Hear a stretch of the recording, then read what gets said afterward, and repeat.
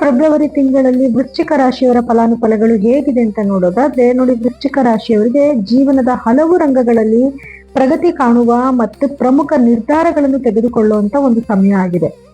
ನಿಮ್ಮ ರಾಶಾಧಿಪತಿ ಮಂಗಳನ ಸಂಚಾರವು ನಿಮಗೆ ಧೈರ್ಯ ಮತ್ತು ಶಕ್ತಿನ ನೀಡುವಂತ ಒಂದು ಸಮಯ ಕೂಡ ಆಗಿದೆ. ಹಾಗೆ ಗ್ರಹಗಳ ಸ್ಥಾನದಿಂದ ಏನ್ ಫಲಗಳು ಸಿಗ್ತಿದೆ ಅಂತ ನೋಡೋದಾದ್ರೆ ನೋಡಿ, ಶನಿ ನಿಮ್ಮ 5ನೇ ಮನೆಯಲ್ಲಿ ಸಂಚಾರ ಮಾಡ್ತಾ ಇರೋದ್ರಿಂದ ಸ್ವಲ್ಪ ನಿಮ್ಮ ಮಕ್ಕಳ ಆರೋಗ್ಯದ ಬಗ್ಗೆ ಸ್ವಲ್ಪ ಗಮನ ಕೊಡ್ಬೇಕಾಗಿ ಬರುತ್ತೆ. ಹಾಗೆ ನಿಮಗೆ ಏನಾದ್ರೂ ಕೆಲಸಗಳು ಮಾಡ್ತಿದ್ದೀರಾ, ಯಾವ್ದಾದ್ರು ಒಂದು ಫಲಾಪೇಕ್ಷೆ ಮಾಡ್ತಿದ್ದೀರಾ ಅಂದ್ರೆ ಅದರಲ್ಲಿ ಸ್ವಲ್ಪ ನಿಧಾನಗತಿಯಾದ ಒಂದು ಫಲಗಳನ್ನ ನೀವು ನೋಡಬಹುದು. ಇನ್ನು ಗುರುವಿನ ಸಂಚಾರ ಅಂತ ನೋಡಿದ್ರೆ 8ನೇ ಮನೆಯಲ್ಲಿ ಗುರುವಿನ ಒಂದು ಸಂಚಾರ ಇರೋದ್ರಿಂದ ಆರ್ಥಿಕ ವಿಷಯದಲ್ಲಿ ಸ್ವಲ್ಪ ಜಾಗರೂಕರಾಗಿರ್ಬೇಕಾಗತ್ತೆ. ಆದ್ರೆ ಆಧ್ಯಾತ್ಮಿಕವಾಗಿ ಮತ್ತು ಸಂಶೋಧನಾತ್ಮಕ ಕೆಲಸಗಳಲ್ಲಿ ಯಶಸ್ಸನ್ನ ಖಂಡಿತವಾಗ್ಲೂ ನೀವು ನೋಡಬಹುದು. ಇನ್ನು ರಾಹು ಕೇತುವಿನ ಸಂಚಾರ ಅಂತ ನೋಡಿದ್ರೆ ರಾಹು 4ನೇ ಮನೆಯಲ್ಲಿದ್ದು ಕೇತು 10ನೇ ಮನೆಯಲ್ಲಿ ಸಂಚಾರ ಮಾಡ್ತಾ ಇರೋದ್ರಿಂದ ಸ್ವಲ್ಪ ನೀವು ಮನೆಗೆ ಸಂಬಂಧಪಟ್ಟಿರುವಂತದ್ದು ಅಥವಾ ಏನಾದ್ರೂ ಭೂಮಿಗೆ ಸಂಬಂಧಪಟ್ಟಿರುವಂತ ವ್ಯವಹಾರಗಳಲ್ಲಿ ಸ್ವಲ್ಪ ನಿಮ್ಗೆ ತೊಡಕುಗಳಾಗೋ ಸಾಧ್ಯತೆಗಳಿರುತ್ತೆ. ಅದನ್ನ ಸ್ವಲ್ಪ ನೀವು ಗಮನ ಇಡ್ಬೇಕಾಗತ್ತೆ. ಅದೇ ರೀತಿನಲ್ಲಿ ರಾಹು ಮನೆ ತಗೊಳ್ಳೋದಕ್ಕೂ ಕೂಡ ನಿಮ್ಗೆ ಕೆಲವು ಅವಕಾಶಗಳನ್ನ ಕೊಡ್ತಾನೆ. ಜಾಗ ತಗೋಬೇಕು ಅನ್ನೋದಕ್ಕೂ ಕೂಡ ಕೆಲವೊಂದು ಐಡಿಯಾ ಕೊಡೋದು, ಕೆಲವೊಂದು ಕಡೆಯಿಂದ ಹಣದ ಮೂಲಗಳು ನಿಮ್ಮನ್ನ ಹುಡ್ಕೊಂಡು ಬರುವಂತ ಸಾಧ್ಯತೆಗಳು ಕೂಡ ಜಾಸ್ತಿ ಇರುತ್ತೆ. ಹಾಗೆ ಕೇತುವಿನ ಒಂದು ಪ್ರಭಾವದಿಂದ ನೀವೇನಾದ್ರೂ ವ್ಯಾಪಾರ ಮಾಡ್ತಾ ಇದ್ದೀರಾ ಅಂತಂದ್ರೆ ಅದರಲ್ಲಿ ಸಣ್ಣ ಪುಟ್ಟ ತೊಡಕುಗಳು ಆಗಬಹುದು. ಹಾಗೆ ಕೆಲವೊಂದು ಒಳ್ಳೇದು ಕೂಡ ನಿಮ್ಗೆ ಆಗುತ್ತೆ, ಅಥವಾ ಜ್ಞಾನೋದಯನೂ ಕೂಡ ಆಗ್ತಾ ಇರುತ್ತೆ. ಹಾಗೆ ಏನಾದ್ರು ಆಧ್ಯಾತ್ಮಕ್ಕೆ ಸಂಬಂಧಪಟ್ಟಿದ್ದು, ಸಂಶೋಧನೆಗೆ ಸಂಬಂಧಪಟ್ಟರು ಏನಾದ್ರು ಕೆಲಸಗಳನ್ನ ಮಾಡ್ತಿದ್ರೆ ಖಂಡಿತವಾಗ್ಲಿ ಅದರಲ್ಲಿ ನೀವು ಯಶಸ್ಸನ್ನ ನೋಡಬಹುದು. ವೃತ್ತಿ ಮತ್ತೆ ಉದ್ಯೋಗ ಅಂತ ನೋಡಿದ್ರೆ ಉದ್ಯೋಗ ಕ್ಷೇತ್ರದಲ್ಲಿ ಈ ತಿಂಗಳು ನೀವು ಹೊಸ ಜವಾಬ್ದಾರಿಗಳನ್ನ ವಹಿಸ್ಕೊಳ್ಳುವಂತ ಒಂದು ಸಮಯ ಆಗಿರುತ್ತೆ. ನಿಮ್ಮ ಶ್ರಮಕ್ಕೆ ತಕ್ಕ ಮನ್ನಣೆ ತಕ್ಷಣಕ್ಕೆ ಸಿಗದೆ ಹೋದ್ರು ಕೂಡ ಮೇಲಧಿಕಾರಿಗಳ ಗಮನಕ್ಕೆ ನೀವೇನ್ ಕೆಲಸ ಮಾಡ್ತಿದ್ದೀರಾ ಅನ್ನೋದನ್ನ ಖಂಡಿತವಾಗ್ಲೂ ಅವರು ಗಮನಿಸಿರ್ತಾರೆ. ವ್ಯಾಪಾರಸ್ಥರಿಗೆ ದೂರದ ಪ್ರಯಾಣದಿಂದ ಲಾಭದಾಯಕ ಒಪ್ಪಂದಗಳು ಕೂಡ ಸಿಗುವಂತ ಸಾಧ್ಯತೆ ಇರುತ್ತೆ. ರಿಯಲ್ ಎಸ್ಟೇಟ್ ಮತ್ತು ಕಟ್ಟಡ ನಿರ್ಮಾಣ ಕ್ಷೇತ್ರದಲ್ಲಿ ಇವರಿಗೆ ಹೆಚ್ಚಿನ ಅನುಕೂಲ ಆಗುವಂತ ಸಾಧ್ಯತೆಗಳು ಜಾಸ್ತಿನೇ ಇದೆ. ಇನ್ನು ಆರ್ಥಿಕ ಸ್ಥಿತಿ ಅಂತ ನೋಡಿದ್ರೆ ಆರ್ಥಿಕವಾಗಿ ಇದು ಮಿಶ್ರ ಫಲದ ತಿಂಗಳು. ಆದಾಯದ ಮೂಲಗಳು ಚೆನ್ನಾಗಿರುತ್ತೆ, ಆದ್ರೆ ಅನಿರೀಕ್ಷಿತ ಖರ್ಚುಗಳು ನಿಮ್ಮ ಬಜೆಟ್ ಮೇಲೆ ಪರಿಣಾಮನ ಬೀರುತ್ತೆ. ಹೂಡಿಕೆ ಮಾಡುವ ಮೊದಲು ಎಲ್ಲಾ ದಾಖಲೆಗಳನ್ನ ಸರಿಯಾಗಿ ಪರಿಶೀಲಿಸಿ. ಲಾಟ್ರಿ ಅಥವಾ ಷೇರು ಮಾರ್ಕೆಟ್ನಲ್ಲಿ ಏನಾದ್ರು ಹಣ ತೊಡಗಿಸ್ತಿದ್ದೀರಾ ಅಂತಂದ್ರೆ ದಯವಿಟ್ಟು ಇದ್ರ ಬಗ್ಗೆ ನೀವು ಎಚ್ಚರ ವಹಿಸ್ಬೇಕಾಗತ್ತೆ. ಕುಟುಂಬ ಮತ್ತು ಪ್ರೀತಿ ಅಂತ ನೋಡೋದಾದ್ರೆ ನೋಡಿ, ಕುಟುಂಬದ ಸದಸ್ಯರ ಜೊತೆಗೆ ಸಣ್ಣ ಪುಟ್ಟ ವಿಷಯಗಳಿಗೆ ಭಿನ್ನಾಭಿಪ್ರಾಯಗಳು ಮೂಡದೇ ಇರೋ ತರ ನೀವು ನೋಡ್ಕೊಬೇಕಾಗತ್ತೆ.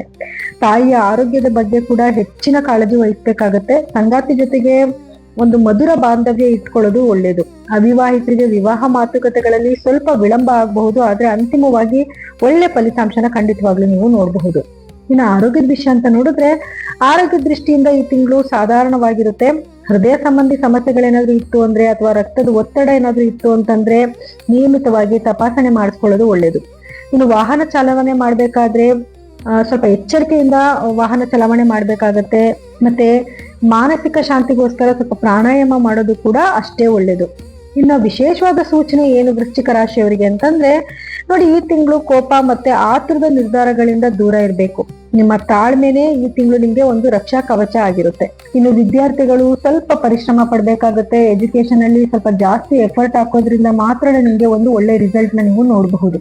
ಇನ್ನು ಸಾಕಷ್ಟು ಗ್ರಹಗಳು ಅಂದ್ರೆ ಸೂರ್ಯ, ಕುಜ, ಶುಕ್ರ, ಬುಧ, ರಾಹು ಎಲ್ಲವೂ ಕೂಡ ನಿಮ್ಮ 4ನೇ ಮನೆಯಲ್ಲಿ ಸಂಚಾರ ಮಾಡ್ತಾ ಇರೋದ್ರಿಂದ ನಾನು ಆಗ್ಲೇ ಹೇಳ್ದಂಗೆ ನೀವೇನಾದ್ರೂ ವ್ಯವಹಾರ, ಭೂಮಿಗೆ ಸಂಬಂಧಪಟ್ಟಿದ್ದ ವ್ಯವಹಾರ ಮಾಡ್ತಿದ್ದೀರಾ ಅಂತಂದ್ರೆ ಕಾಗದ ಪತ್ರಗಳನ್ನ ಒಮ್ಮೆ ಪರಿಶೀಲನೆ ಮಾಡಿ ತದನಂತರ ನೀವು ಮುಂದುವರಿಯೋದು ತುಂಬಾ ಒಳಿತು. ಇನ್ನು ಪರಿಹಾರವಾಗಿ ಏನ್ ಮಾಡ್ಬೇಕು, ನಿಮ್ಗೆ ಆಗ್ತಿರುವಂತ ಅಡೆತಡೆಗಳನ್ನ ನಿವಾರಿಸಕ್ಕೋಸ್ಕರ, ಒಂದು ಒಳ್ಳೆ ಫಲಗಳನ್ನ ಪಡೆಯೋದಕ್ಕೋಸ್ಕರ ಪ್ರತಿದಿನ ನೀವು ಹನುಮಂತನ ಆರಾಧನೆ ಮಾಡ್ಬೇಕು. ಅಂದ್ರೆ ಹನುಮಾನ್ ಚಾಲಿಸ ಓದುವಂತದ್ದಾಗಿರ್ಬೋದು, ಅಥವಾ ಮಂಗಳವಾರನಾದ್ರೂ ಹನುಮಾನ್ ಚಾಲಿಸನ ನೀವು ಓದ್ಬೇಕಾಗಿ ಬರುತ್ತೆ. ಹಾಗೆ ಶನಿವಾರದ ದಿವಸ ಹನುಮಂತನ ದೇವಸ್ಥಾನಕ್ಕೆ ಹೋಗಿ ಬರೋದ್ರಿಂದನೂ ಕೂಡ ಒಳಿತಾಗತ್ತೆ. ಮತ್ತೆ ಪ್ರತಿ ಶನಿವಾರ ದಿವಸ ಸಾಯಂಕಾಲ 5 ಗಂಟೆಯ ನಂತರ ನಿಮ್ ಕೈಲಿ ಸಾಧ್ಯ ಆದಷ್ಟು ಸ್ವಲ್ಪ ದಾನ ಧರ್ಮ ಮಾಡುವಂಥದ್ದು. ಮತ್ತೆ ಪ್ರತಿ ದಿನ ನೀವು ಶಿವನ ಧ್ಯಾನ ಮಾಡೋದು, ಓಂ ನಮಃ ಶಿವಾಯ ಅನ್ನುವಂಥ ಮಂತ್ರನ ನಿಮ್ ಕೈಲಿ ಸಾಧ್ಯ ಆದಷ್ಟು ಬಾರಿ ಪಠನೆ ಮಾಡುವಂಥದ್ದು. ಪಕ್ಷಿಗಳಿಗೆ ಸ್ವಲ್ಪ ಆಹಾರನ ಹಾಕುವಂಥದ್ದು. ಇರುವೆ ಗೂಡು ಏನಾದ್ರು ಕಾಣಿಸ್ಕೊಂಡ್ರೆ ಅದಕ್ಕೆ ಸ್ವಲ್ಪ ಸಕ್ಕರೆನ ಹಾಕುವಂಥದ್ದು. ಇದೆಲ್ಲ ಮಾಡೋದ್ರಿಂದ ಏನಾಗುತ್ತೆ, ನಿಮಗ್ ಬರೋ ಸಣ್ಣ ಪುಟ್ಟ ತೊಂದರೆಗಳಿಂದನೂ ಕೂಡ ನೀವು ಈಚೆ ಬರ್ಬೋದು. ಈ ಎಲ್ಲಾ ಪರಿಣಾಮಗಳು ಕೂಡ ನಿಮ್ಮ ವೈಯಕ್ತಿಕ ಜಾತಕದಲ್ಲಿ ಗ್ರಹಗಳ ಸ್ಥಾನಮಾನದ ಮೇಲೆ ಬದಲಾವಣೆ ಆಗ್ತಾ ಹೋಗ್ತಾ ಇರುತ್ತೆ. ಹಾಗಾಗಿ ನಿಮ್ಮ ವೈಯಕ್ತಿಕ ಜಾತಕನ ಒಮ್ಮೆ ಪರಿಶೀಲನೆ ಮಾಡಿಸ್ಕೊಂಡು ಅದಕ್ಕೆ ತಕ್ಕ ಪರಿಹಾರಗಳನ್ನ ಕಂಡ್ಕೊಳ್ಳಿ.